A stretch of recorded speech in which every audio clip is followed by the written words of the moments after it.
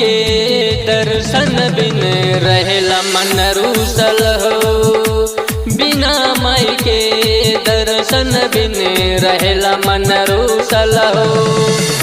मैया के हर नवमी में रहले हम भूखल हो, रहले हम भूखल हो। देवी माई के चरणों में मिलेला हर खुशियाँ हो। बिना माई के दर्शन बिन रहला मन रूसल हो।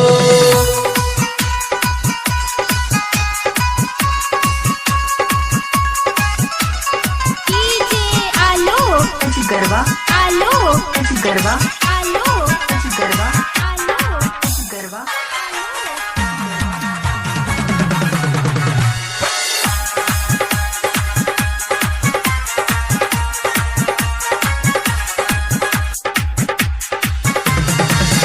लाइनी नारियल चुनरी औरी धूप अगरबत्ती लाइनी फल प्रसाद हम कीन के हाँ कीन के।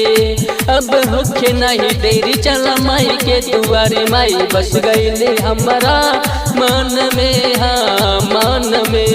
भक्ति के धुन बजे गुन गुन ये हमारा मान में, ये हमारा मान में। बिना माई के दर्शन बिन रहला मन रूसल हो।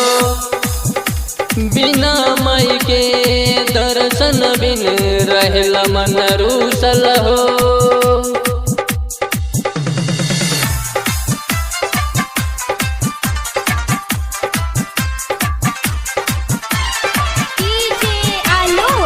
गरबा आलो गरबा आलो गरबा आलो गरबा।